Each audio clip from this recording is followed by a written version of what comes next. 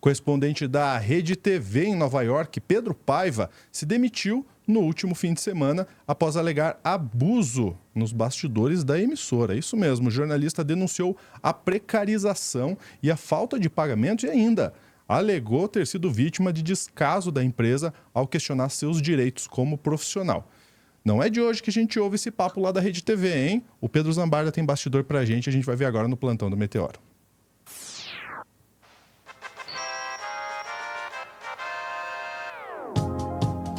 E aí, não pode, né? Deixa eu chamar o Pedro Zambarda na tela, ó, o arroba do Pedro tá aqui, o meu arroba para você nos seguir, mas é claro, só se você quiser.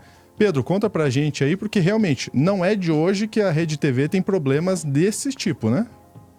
E eu acho que esse caso do Pedro Paiva que é colega nosso, né? Ele também é correspondente nos Estados Unidos da TV 247.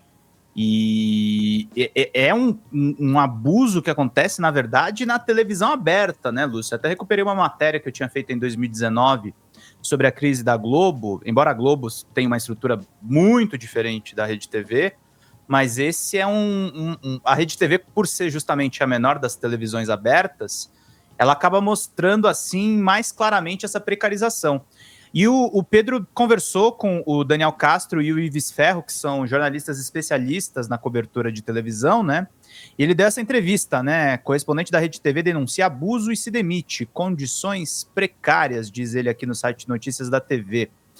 Correspondente da Rede TV em Nova York, nos Estados Unidos, Pedro Paiva se demitiu no último final de semana após alegar abuso nos bastidores da emissora. O jornalista denunciou a precarização e a falta de pagamentos e alegou ter sido vítima de descaso da empresa ao questionar os seus direitos como profissional. O site Notícias da TV procurou a Rede TV por e-mail, mensagens de texto e telefone, mas a emissora não se pronunciou.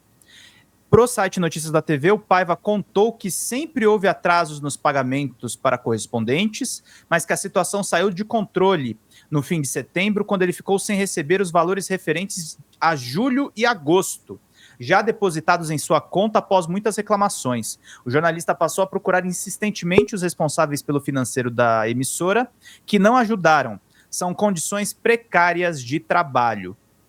Ele diz o seguinte: nós nunca recebemos na data do pagamento, o contrato diz que recebemos dia 15, mas geralmente tem uma semana de atraso. De uns tempos para cá, o financeiro vem tentado cortar o salário das pessoas, disse ele ao site. Repórteres do Brasil foram cobrir as enchentes do Rio Grande do Sul e tiveram as pautas cortadas. Alguns correspondentes funcionam de forma fixa, como eu, que estou em todos os dias no jornal.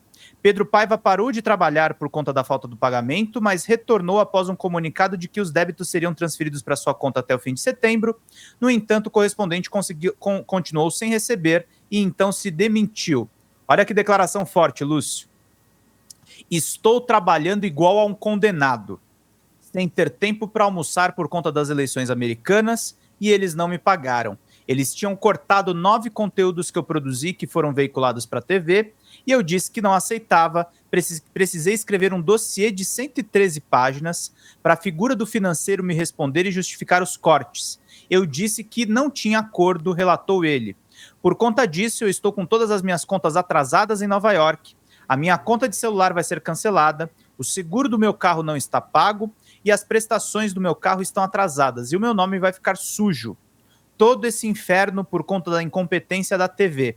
Para mim foi a gota final, decidi me demitir porque não vale a pena. Se ainda fosse uma TV relevante para falar que tem exposição, mas que exposição tem em uma TV com traço de audiência? Não tem, só exploração. Detonou ainda. Detonou, saiu com classe o rapaz. Ele fez um comunicado no Instagram dele, que é mais ou menos isso que ele declarou aí na entrevista, né? É a nota de saída da Rede TV, e aí ele diz lá, né? É um carrossel de mensagens, né? Uhum. Antes de mais nada, é preciso entender o funcionamento da TV. Todos os correspondentes são extremamente precarizados. Recebem por trabalho, sem nenhum direito trabalhista, por isso que ele reclamou dos conteúdos cortados. Um valor totalmente defasado e insuficiente para cobrir as necessidades básicas em dólar e euro, lembrando que é mais caro. Mesmo daqueles que trabalham todos os dias, como era o meu caso. Não bastando as já precárias condições de trabalho, nossos pagamentos nunca foram feitos em dia. A data do pagamento, de acordo com o contrato, é no dia 15 do mês seguinte. Desde que eu entrei na TV em fevereiro, porém, isso nunca aconteceu. Às vezes atrasa uma, às vezes atrasa 2 semanas. Contas em atraso, o problema é seu. E não são apenas os salários que atrasam. Se o correspondente precisa viajar para fazer uma cobertura, ele deve pagar do próprio bolso e aguardar o ressarcimento dos gastos. Quando eu fui para Washington cobrir a Super Terça, demorou quase um mês para que eu recebesse o reembolso. Todo correspondente da Rede TV tem uma história desse tipo. E não ouse reclamar. Nunca um e-mail enviado por mim para o responsável financeiro foi respondido. Nunca. É preciso telefonar, fazer chamada internacional. No final, a resposta é sempre a mesma. Não temos como confirmar, infelizmente. O tom é sempre de descaso, como se os trabalhadores estivessem pedindo um favor. Em setembro, fomos surpreendidos com um novo nível de abuso. De forma arbitrária e visivelmente sem nenhum tipo de avaliação, o setor financeiro tentou cortar o pagamento de trabalhos feitos e entregues por correspondentes. Eu estava nesse grupo e outros repórteres do Brasil que trabalham sob as mesmas condições precárias, se não piores. O financeiro cortou as pautas que tinham sido aprovadas pelo setor de jornalismo da TV. Eu parei de trabalhar e no dia seguinte todo o setor internacional parou. Para resolver o problema eu tive que gastar 8 horas fazendo um dossiê de 113 páginas, provando os trabalhos que eu tinha feito. Uma humilhação total. Na última terça-feira, eles recuaram depois da ameaça de processos. Os correspondentes voltaram a trabalhar na terça. Eu mesmo fiz o possível e o impossível para cobrir a Assembleia da ONU para a TV, mesmo tendo aceitado um freela para pagar as contas e tendo que me virar nessas 3 coberturas diferentes.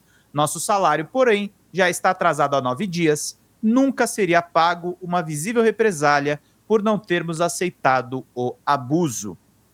Como é de costume, o responsável financeiro não respondeu os e-mails. Durante a semana liguei diversas vezes e a resposta foi a mesma. Será pago na sexta. Na sexta, porém, os salários não foram pagos. Telefonei novamente. Com tom de descaso de sempre, sem apresentar nenhum motivo, disseram que foi jogado para a semana que vem. Toda essa situação configura abuso por parte da TV. A emissora submete seus funcionários, já precarizados, a um eterno estado de ansiedade e apreensão. Muitos dos repórteres que você vê na sua televisão estão trabalhando com contas atrasadas, até mesmo sem saber como pagar o aluguel no fim do mês. Horrível. É horrível e é muito importante que a gente fale, inclusive nesse espaço do Meteoro, sobre a precarização dos trabalhadores de comunicação, porque a crise do jornalismo continua e está piorando, tá, gente? No final do ano passado, a FENAGE e os sindicatos denunciaram demissões em massa em veículos grandes e respeitados, tá? Como o Jornal Valor Econômico, Editora Globo e as sucursais da CBN em São Paulo, Rio de Janeiro e Distrito Federal.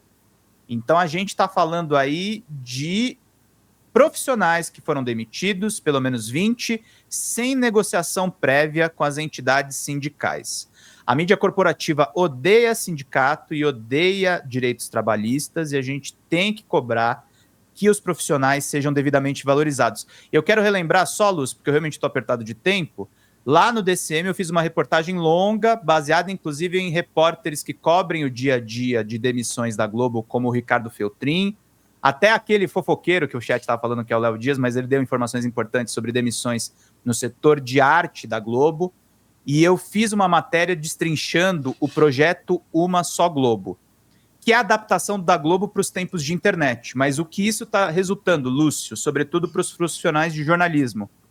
Pejotização, precarização e salários extremamente reduzidos. A gente nunca pode esquecer, o Pedro Paiva está falando da Rede TV, a gente está falando de um dos maiores grupos de comunicação do mundo, que também está indo nessa via da precarização. Precarização total, né? A gente vê, inclusive, péssimos profissionais que não são jornalistas fazendo, às vezes, de informar, o que é um perigo.